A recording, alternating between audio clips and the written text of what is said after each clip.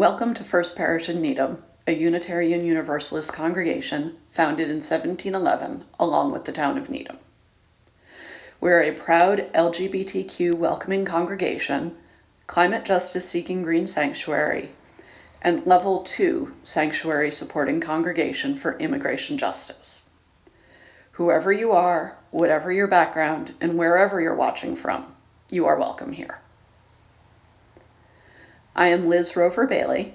My pronouns are she, her, hers, and I am a cisgender woman, which means that my gender identity and expression are those commonly associated with my sex, female. I am a member of our Welcoming Congregation Committee and have participated on a variety of other committees over the 17-ish years that my family have been members here. Those include the RE Committee, the Worship Committee, and the Ministerial Search Committee. My kids, Cassie and Zoe, grew up in this church and would not be the amazing people they are today, yes, I'm biased, without the support and involvement of this community. During this morning's service, we will observe the Transgender Day of Visibility, which formally happens this upcoming Wednesday, March 31st. The day is an internationally recognized event that lifts up our trans, non-binary, and gender non-conforming heroes, while recognizing at the same time the oppression prevalent in our U.S. society toward these folks even still. As part of his coming-of-age project, Max Birkenblit and his mentor, Rebecca Keller-Scholl, have helped to create the order of service for this morning's service. With support and collaboration from Out Metro West, Max also wrote a blog post for our First Parish blog, celebrating trans characters in books and movies and detailing some of the history of trans inclusion in our community and our world. The blog post is linked directly in the order of service for you to read after the service. Thank you, Max, Rebecca, and our friends at Out Metro West. This Sunday also marks the first Sunday of Passover. To our Jewish UU First parishioners, Chag Pesach Sameach. With many thanks to our First Parish players, we will be able to enjoy the music of Passover this morning. As you know, what's happening right now at the congregation is very different than usual because of the COVID-19 pandemic. Although our building is closed, our faith community remains open. We hope all of you will plug into our Zoom gathering opportunities throughout the week, including Zoom Social Hour after every Sunday service. You can learn more about all that's happening at First Parish by going to our website, uuneedham.org, or by following us on Facebook, Instagram, and YouTube. To get the Zoom links, please sign up for our weekly email newsletter by going to our website and clicking Get Involved Newsletter, or sending your request to office@uuneedham.org. I miss you all and look forward to gathering again in person when we can safely be together. In the meantime, our sincere hope is that these online services and connection opportunities will help us keep the physical distance required during this pandemic without losing much of the spiritual, emotional, and social closeness that we treasure in our faith community. If you're watching this service as it live streams, please take a moment now to say hello and introduce yourself in the YouTube or Zoom chat box. As you introduce yourselves, we will be playing a short video created by the Human Rights Campaign for last year's Trans Day of Visibility. Welcome again to everyone, and good morning.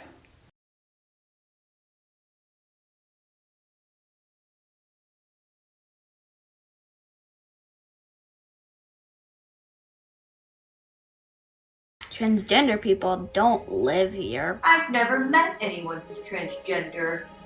I swear I don't know someone who's transgender. Transgender and non-binary people like me hear this all the time. But according to the HRC Foundation, there are more than 2 million transgender people in the United States. We live in every community across this country. You might be surprised to hear that there are more transgender and non-binary people in the United States than there are Starbucks, McDonald's, and Walmart locations combined. In fact, if you put us all together, there'd be more non-binary and transgender folks than the populations of DC, or Nebraska, or Maine, or Idaho, or West Virginia. As a matter of fact, 15 states have a lower population than the amount of trans folks in the US. So here are a few things to keep in mind. You don't always know when a person is trans. But we're your neighbors, Your co-workers, Your students, Your customers? and even your friends and family. We exist in every culture, todas las culturas, throughout human history. and while we're more visible than ever before, sometimes you just don't see us. So when you hear about politicians pushing forward discriminatory bills, know this, these bills address problems that aren't even real. Problems that don't actually exist. But we do. We do. we do. We do. We do. we do. We do. We do. And we need your support.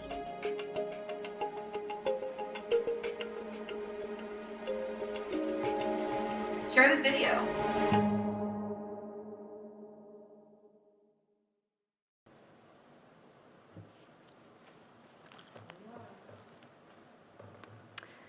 As we light our chalice, symbol of our UU faith, we read words from a Unitarian Universalist Passover Seder Haggadah written by retired UU minister Reverend Dave Weisbard. May the light we now kindle inspire us to use our powers to heal and not to harm, to help and not to hinder, to bless and not to curse, to serve you, spirit of freedom.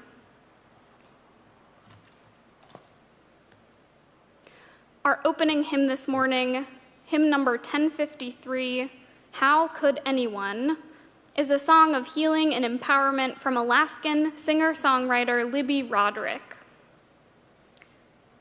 Please join us in singing from home this morning, our opening hymn, How Could Anyone?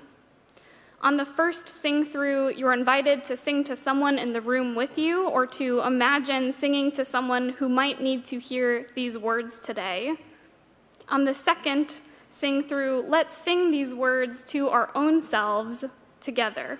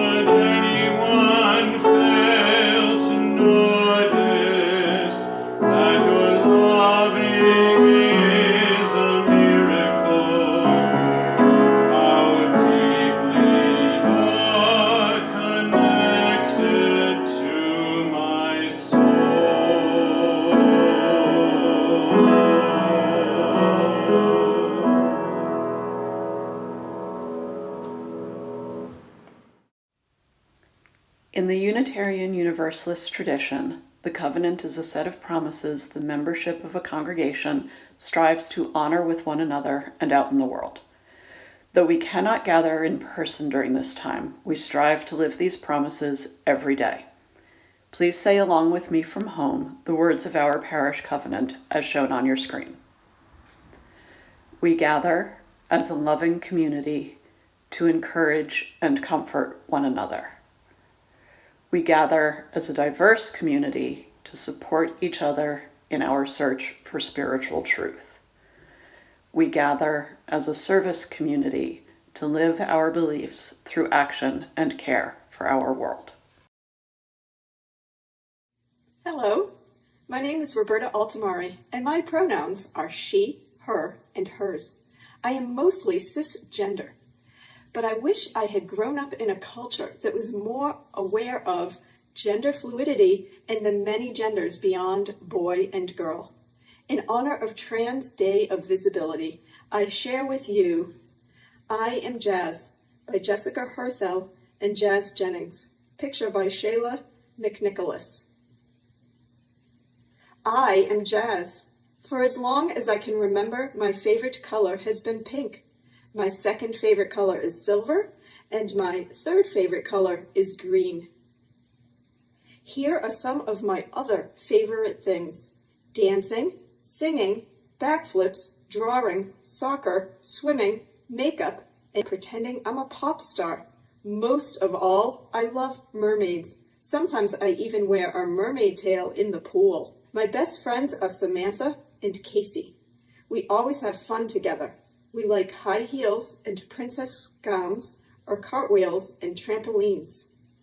But I'm not exactly like Samantha and Casey. I have a girl brain, but a boy body. This is called transgender. I was born this way. When I was very little and my mom would say, "You're such a good boy," I would say, "No, Mama, good girl." At first, my family was confused. They always thought of me as a boy. As I got older, I hardly ever played with trucks or tools or superheroes, only princesses and mermaid costumes. My brothers told me that this was girl stuff. I kept right on playing. My sister says I was always talking to her about my girl thoughts and my girl dreams and how one day I would be a beautiful lady. She would giggle and say, "You're a funny kid." Sometimes my parents let me wear my sister's dresses around the house, but whenever we went out, I had to put on my boy clothes again. This made me mad. Still, I never gave up trying to convince them. Pretending I was a boy felt like I was telling a lie. Then one day, everything changed. Mom and Dad took me to meet a new doctor who asked me lots and lots of questions. Afterward, the doctor spoke to my parents, and I heard the word transgender for the first time. That night at bedtime, my parents both hugged me and said, "We understand now. Be who you are. We love you no matter what." This made me smile and smile and smile. Mom and Dad told me I could start wearing girl clothes to school and grow my hair long. They even let me change my name to Jazz. Being Jazz felt much more like being me. Mom said that being Jazz would make me different from the other kids at school, but that being different is okay. What's important, she said, is that I'm happy with who I am. Being Jazz caused some other people to be confused too, like the teachers at school. At the beginning of the year, they wanted me to use the boys' bathroom and play on the boys' team in gym class, but that didn't feel normal to me at all. I was so happy when the teachers changed their minds. I can't imagine not playing on the same team as Casey and Samantha. Even today, there are kids who tease me or call me by a boy name or ignore me altogether. This makes me feel crummy. Then I remember that the kids who get to know me usually want to be my friend. They say I'm one of the nicest girls at school. I don't mind being different. Different is special. I think what matters most is what a person is like inside. And inside, I am happy. I am having fun. I am proud. I am Jazz. What an example of courage and having to be brave to let your true self be visible. Jazz introduced one identity beyond the gender binary. Thoughtful Turtle wonders how many identity names of gender can you think of? Hint, there are way more than all these turtles represent. From family and friends to the doctor, Loving Lion is grateful to Jazz's many affirming supporters, but especially to Jazz for being a hero or shero, or might it be theyro, to many people struggling to find a safe space to be themselves.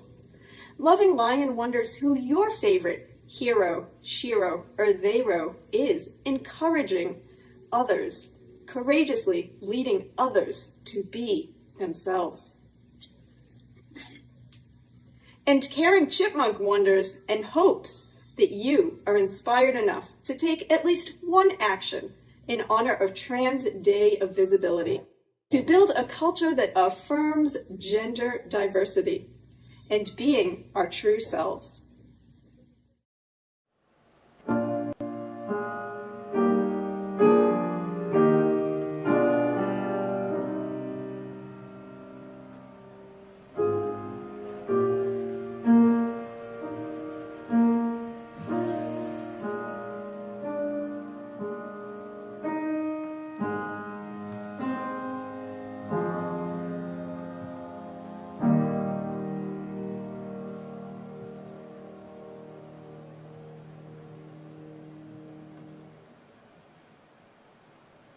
It is now time to share with one another our joys and concerns from the past week. These joys and concerns were submitted to me at internminister@uuneedham.org by the Thursday before the service at midnight. If you did not submit a candle but would like to share with the community this morning, you are invited to enter your message into the chat box on either Zoom or YouTube. As our services live stream to YouTube, we cannot guarantee that your joys, concerns, sorrows, or milestones will stay within the First Parish community, but you are always welcome to reach out to Reverend Katie, myself, or the Pastoral Care Associate of the Week, which this week is Lynn Jakowski, for pastoral care or to share more privately. If you are missing hearing each other's voices during this beloved ritual, may this also serve as a reminder to reach out to one another after the service. May this beloved community be sustained by your creativity and care for one another during this time. Our first candle this morning is a candle of sorrow from Sam and Florence Graves. For Sam's brother Jim, who is battling cancer and going through a grueling series of radiation treatments.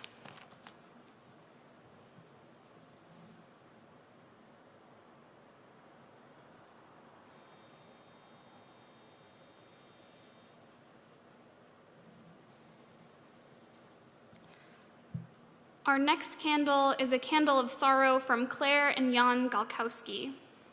With great sadness, we share the loss of our loved, gregarious, clever, gentle, and adventurous orange tabby cat Sam Wise to a sudden and extreme illness which crashed over him and us over the weekend. Sam Wise will be badly missed as he set the rhythm of our lives and gave joy to our days. Jan and Claire write, "Lay down your sweet and weary head. Night is falling.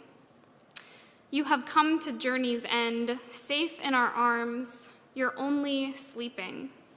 Across the sea, a pale moon rises, the ships have come to carry you home."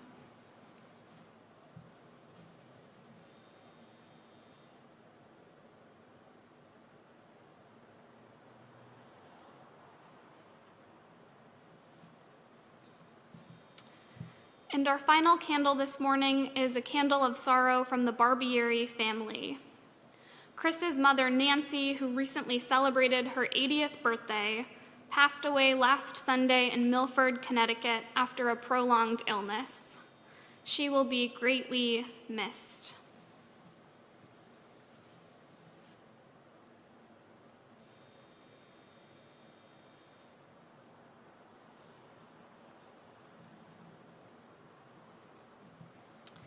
For all the joys and sorrows that we still hold in our hearts, and in acknowledging the prayers of our neighbors near and far, we light one final candle.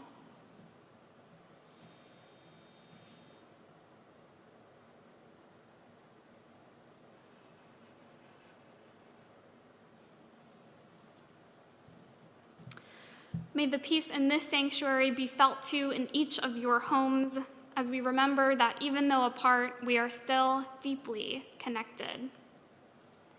Amen.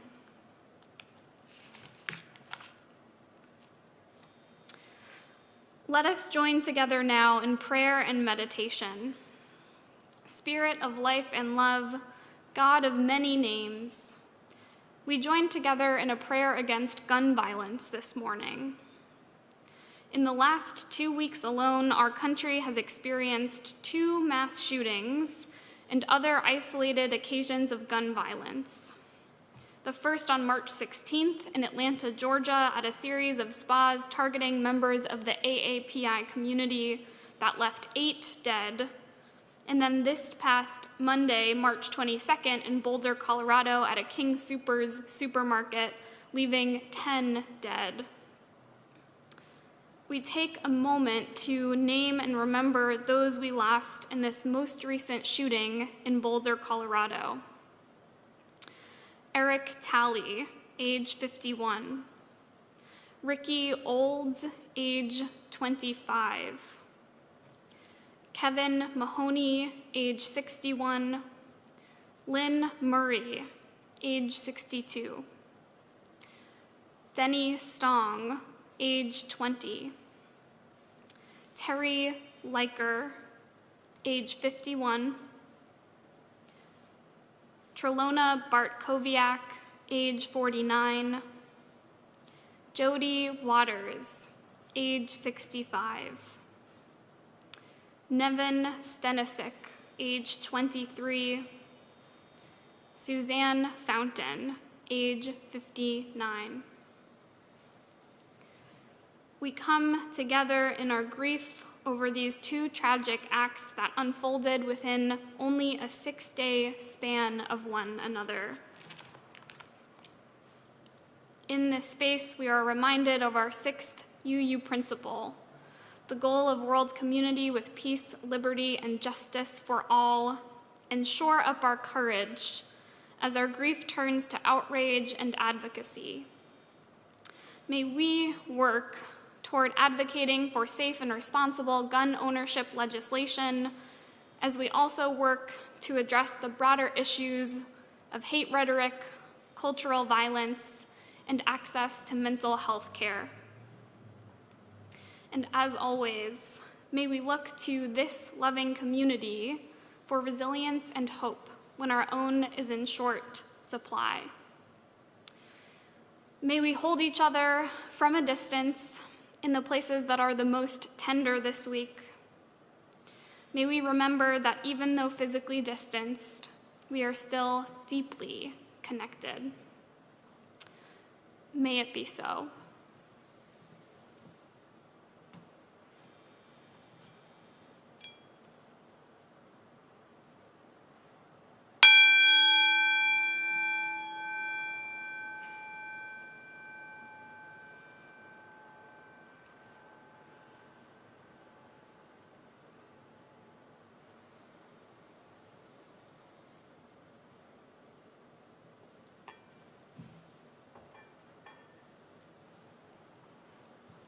And amen.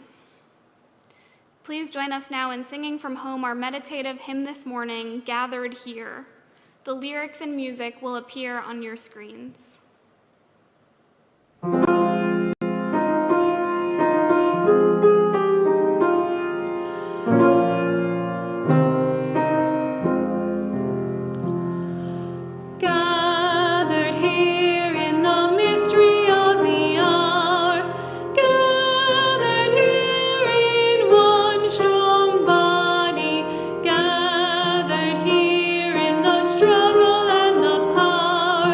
Spirit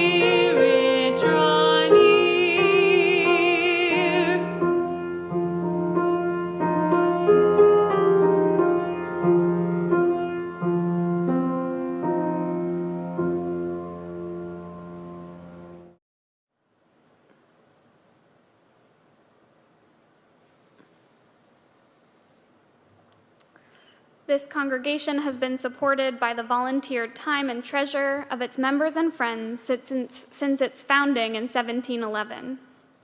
This is the time in our service when we, the modern stewards of this church, offer what we can to build and sustain the congregation in the world that we envision. For the month of March, we'll be sharing our collection 50/50 with the Grow Clinic at Boston Medical Center, a program that serves local children diagnosed with failure to thrive. First Parish is in our second decade of partnership with the Grow Clinic, raising funds and often organizing the young people among us to assist with direct donations of non-perishable goods for their food pantry. The clinic also relies on financial donations for its outreach and educational services that are not reimbursed by insurance companies or government programs. To donate to today's offering, you can use one of 3 different methods. You can use our Text to Give program through the number 73256 with the exact wording of UU Needham space plate or Pledge 21 space $sign in the amount that you want to give. You can mail a check to First Parish at 23 Dedham Avenue, or you can make a donation through our website, uuneedham.org, and select Donate Now under the Giving box. Whichever way, remember to specify whether your donation is meant for the plate collection or for your annual pledge. Thank you for everything you are able to give to help support and sustain this congregation and the vital work of our community partners. Please take these next few moments to give what you can and know that it will be gratefully received.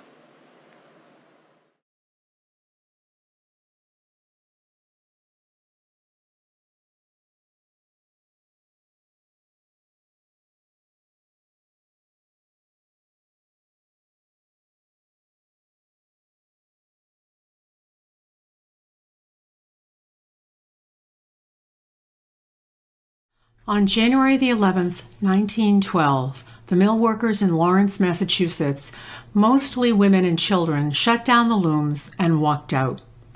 The Massachusetts legislature had just mandated a shorter work week for women and children, 54 hours instead of 56. Mill owners responded by cutting worker pay from an average of $8.76 a week to $8.44 a week. And at the same time, they sped up the looms so that no production would be lost. Keep in mind that at the time, 1/3 of mill workers died within 10 years of starting work at the mills. It was a long and violent strike, ending 2 months later with an agreement for a 15% wage hike and better overtime. By the end of March, 275,000 textile workers throughout New England received similar raises. The Lawrence strike came to be known as the Bread and Roses strike, in part for the signs the strikers carried that said, "Give us bread and give us roses." The song combines a poem by James Oppenheim, who says he was inspired by the women's signs, with music by Mimi Farina. We think it's a wonderful bookend to our month of honoring women's history and our March First Parish theme of heroism.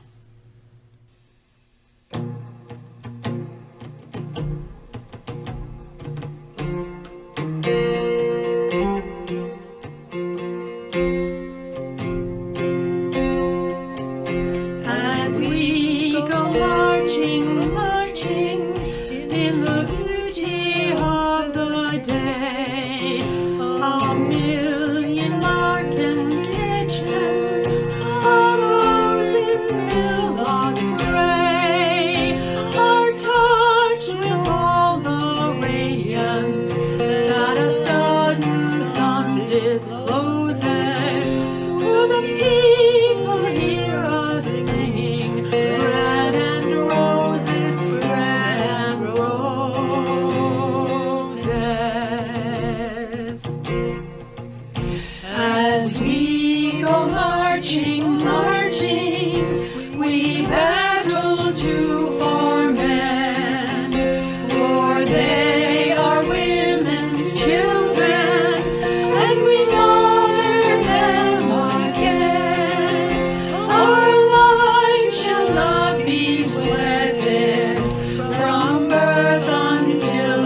life closes.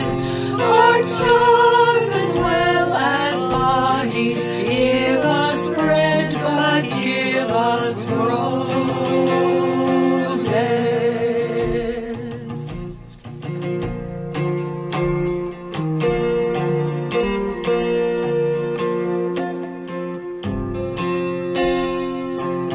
As we go marching, marching, unnumbered women dead, go crying through our singing, their ancient cry for bread.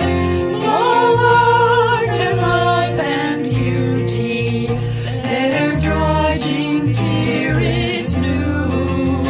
Yet it is bread we fight for, but we fight for roses too. As we go marching, marching, we bring the greater days. The rising of the women means the rising of the race. No more the drudge and idler, and the toil where one reposes. The sharing of life's glories, bread and roses, bread and roses.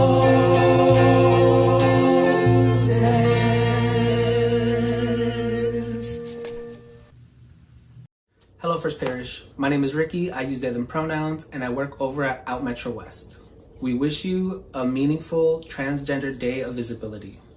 Transgender, non-binary, and gender-expansive people have always been our neighbors. They have always been our loved ones. They have always been us. And we celebrate transness today and every single day.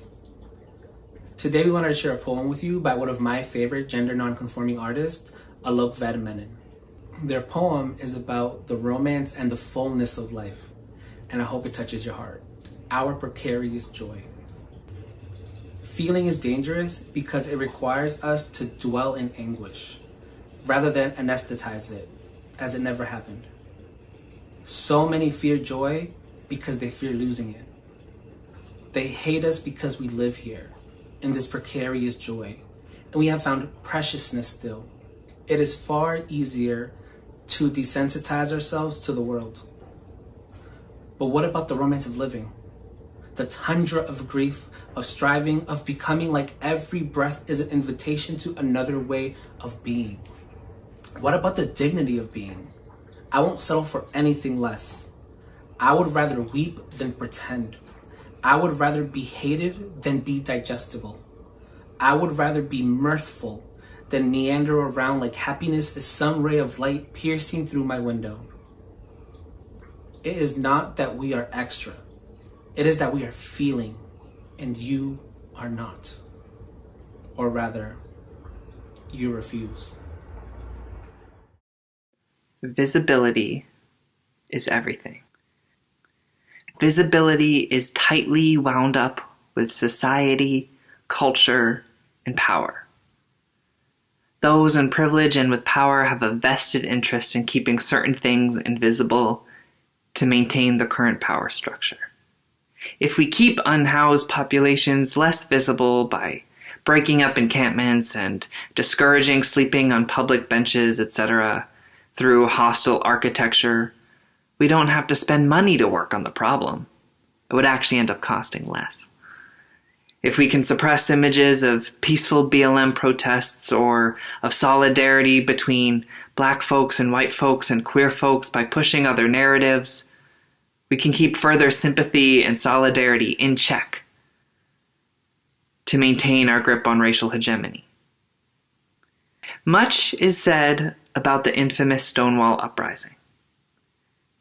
And though the late preeminent activists and trans women of color, Marsha P. Johnson and Sylvia Rivera, did not throw the mythical first brick, what we can definitely say is that it did not happen like the 2015 Stonewall film depicts.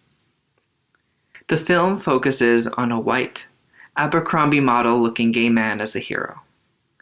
We see this white savior pump up the crowd and throw that first brick, energizing everyone to unite and resist. One of the top comments under the trailer for the 2015 Stonewall film on YouTube was that it should be called Stonewall because they left out the T. They left out the T. In a blockbuster representation of one of the LGBT community's most important days, there was not an accurate representation.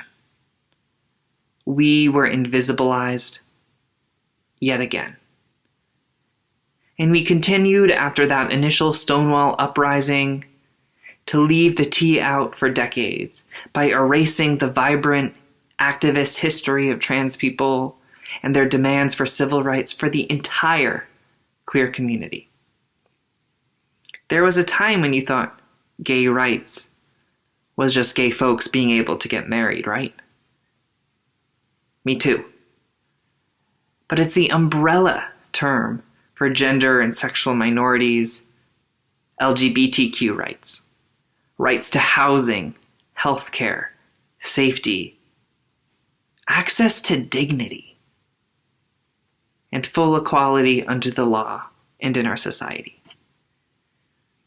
Unfortunately, trans people are often invisibilized, even in death, through lack of media coverage, and if there even is media coverage, through the misgendering and misnaming of a trans individual. This generally happens in murders and other unplanned deaths. In an article written in The Establishment and republished in The Huffington Post by trans writer Sam Rydal, she says, "This represents a systematic process of denying trans people not just our identities, but our humanity. Those of us who survive are tired of being the only ones who remember the names of the dead." Exactly.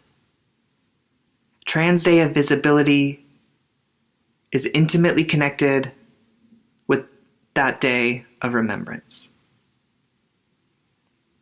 Some of us, though, must try to be invisible, because being individually visible puts us in danger, at risk of some type of loss, or because we're just too damn tired. But the movement needs to be visible. Everyone can help us be visible. Bree Black, a 27-year-old Black trans woman, was shot and killed in a crowded street in Pompano Beach, Florida, on July 3rd, 2020. Her murder is still unsolved. Many people saw the murder. But don't get me wrong, there were no witnesses there. There were plenty of onlookers. In response to the question of, where is God in the suffering?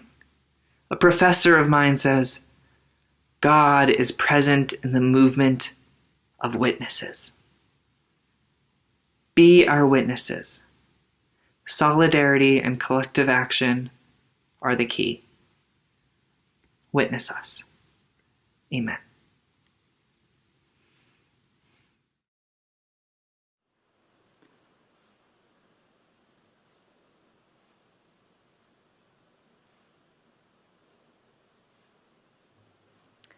My name is Jenna Crawford, your ministerial intern here at First Parish. I use she, her pronouns, and I identify as cisgender.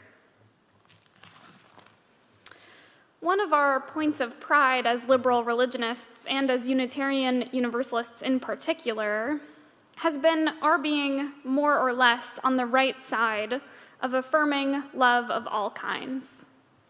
We performed some of the first same-sex marriages in our country. Our congregations engage in intentional lesbian, gay, bisexual, transgender, and queer welcoming ministries as welcoming congregations. Some of you were on the team that first brought that designation to First Parish. Our lifespan sexuality education program, Our Whole Lives, fondly known as OWL, with each new iteration has grown more and more inclusive of sexuality and gender diversity, of the many different ways that we love one another. I remember my first semester in seminary seeing a video that went viral, at least across the UU community, of UU ministers traveling down to the US-Mexico border to perform a mass wedding ceremony for LGBTQ migrant couples from various corners of Central America, places where not only would their marriages not be recognized, but they would face persecution and violence for loving who they loved. I remember wiping away tears when I saw the presiding officiants donning those yellow Side with Love stoles, and when the couples posed for the camera with their certificado matrimonial, or marriage certificates. And yet, our full-bodied welcome as UUs across all parts of that welcoming ministry has been uneven at best. In 2018, Trust, the organization of UU trans religious professionals, conducted a survey of trans Unitarian Universalists. We learned a lot through this report. We learned how many trans UUs experience UU spaces. We learned that they, on average, feel less spiritually connected to our congregations, feel less comfortable seeking out pastoral care, and that a majority of trans UUs who attend a congregation feel responsible for education on trans identity and concerns. To those doing anti-racism work and reading the Widening the Circle report this spring, that might sound a little bit familiar. We learned that feelings of marginalization are exacerbated for those trans UUs who are also financially insecure, people of color, young adults, or identify as non-binary. What this study reinforced is something that those engaged in reparations and eighth principle work at the church see in their work too. That telling somebody that they are welcome and demonstrating full welcome through our actions are entirely different things.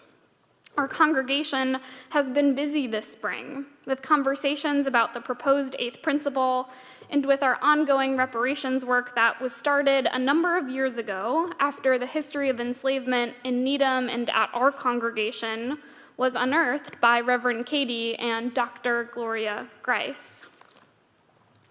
This spring, we've read Widening the Circle, the report on recommendations from the Commission on Institutional Change at the UUA on how to be more expressly anti-racist and anti-oppressive. One of the things that this report reminds us of is that our commitments to dismantle white supremacy culture involves not just having to grapple honestly with the question of whether we are living up to our highest UU aspirations, but that our UUs of color lead us into new, deep, and fresh expressions of Unitarian Universalism. A Unitarian Universalism where we can authentically and not awkwardly celebrate the Hindu tradition of Diwali, the Festival of Lights, or All Souls Day, the Day of the Dead. A Unitarian Universalism that the Nicaraguan American community activist Juana Bordas predicts includes Sankofa moments where we better learn from the past. Moments where we move from the I to the we, where we embody a spirit of real generosity. Mi casa es su casa, she says in her book. A Unitarian Universalism of conferred leadership, where we take the indigenous wisdom of the 7 generations seriously, of real gratitude and real forgiveness. Our UUs of color lead us into new and fresh expressions of Unitarian Universalism that are so badly needed. And what we hope that this Trans Day of Visibility service reminds us of is so too do our trans and genderqueer UUs. One of our coming-of-age youth, Max Birkenblit, wrote a post for our First Parish blog where he both shared his story and connected us with some amazing resources to correct the media representation gap and learn from some of the trans UUs among us in our denomination. I just want to share a highlight for you here, but hope that you go back and read Max's post in full after the service today. Max lifted up the contribution of Alex Capitan, the genderqueer co-leader of the trans advocacy and education group called the Transforming Hearts Collective, who wrote in a UU World article called Queering Faith about one way genderqueer and trans UUs lead us into new expressions of faith. Z writes, "Queering faith means turning social conventions upside down. It means actively talking about our different beliefs, deeply sharing the practices that make each of us feel connected and grounded, and experiencing joy and wonder in how different they are. My queer faith teaches me that my truth does not depend on you having the same truth, that when both of us can live from a place of truth, different truths, when both of us can come fully alive from these places and honor each other's truth, then both of us will be free." End quote. Black UU minister and denomination leader, Reverend Dr. Natalie Fenimore, often talks about the Unitarian Universalism that does not yet exist. The Unitarian Universalism that we have to labor, coax, and imagine with our most radical imaginations into being. The Unitarian Universalism where every time we enter into a worship, we actually feel each of our inherent worth and our radical interconnectedness. The Unitarian Universalism that is ripe for innovations and deepening of our own spiritualities and theology because we listen well to the voices who have something new and much needed to say to us. The vision that the Transforming Hearts Collective articulates on this front is a faith where queer, trans, Black and brown, disabled, poor and working class, and other marginalized folks aren't just welcome, but are centered, where no one has to leave any part of themselves at the door, when the goal isn't inclusion, but liberation." End quote. As your first parish professional staff and members were putting this service together, we thought carefully about the overlaps between the Passover story and the themes of Trans Day of Visibility. We wanted to take care to not overstate the similarities or too awkwardly go between the two in a way that felt ingenuine, especially given the identities of those of us working on putting together the service. But the one theme that kept coming up again and again was this idea that liberation is not final, that it's not a noun but a verb.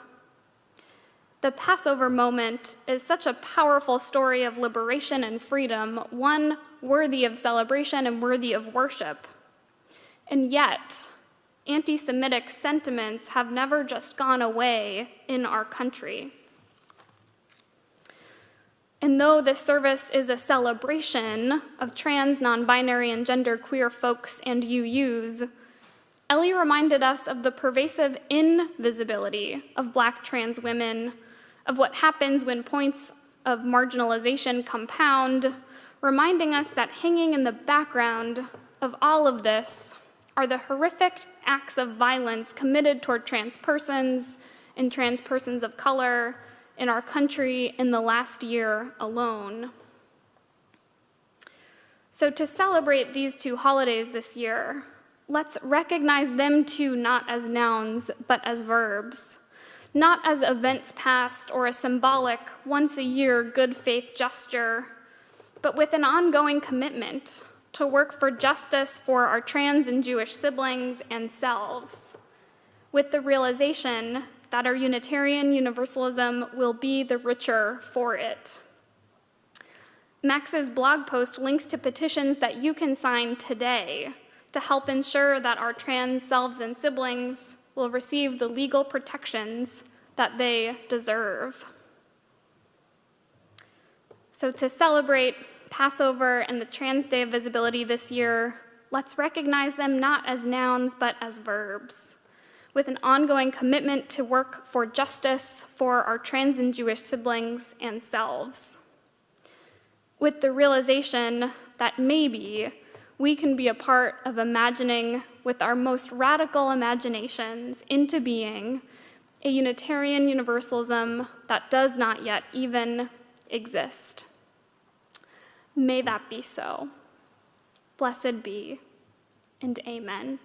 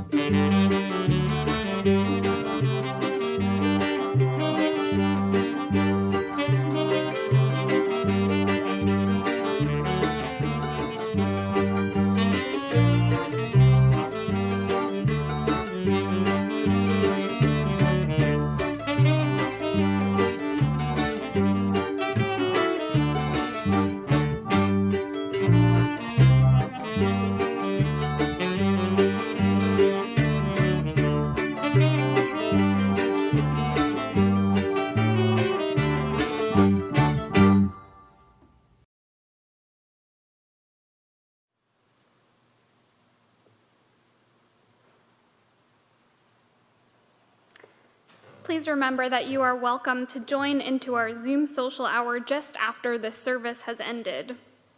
Keep a careful eye out for emails and social media posts from First Parish so that you can keep up with opportunities for connection for all ages throughout the week during these times of physical isolation. You can sign up for our weekly email by clicking on Subscribe to Newsletter on our website, uuneedham.org. Please remember, if you fall ill or need any pastoral support, to reach out to me and Reverend Katie Scudera and our amazing pastoral care and caring crew teams via phone or email. We also encourage all of you strongly to check in with your friends at First Parish and to double check your own contact information in our online realm directory if you have not done so recently. Please email our office administrator, Susanna Whitman, if you have any questions about using our online directory. We always extinguish our chalice with words promising to carry its flame in our hearts until we are together again, no matter how long it is until we are together again.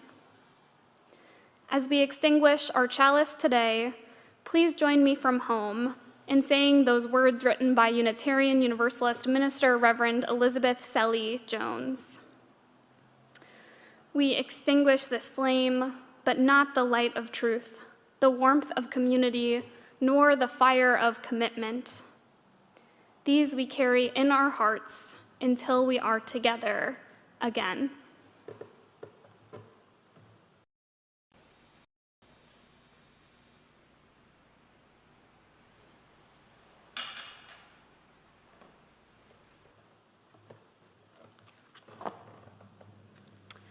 Our closing hymn this morning, Answering the Call of Love, was written and composed by Unitarian Universalist music director and composer Reverend Jason Shelton.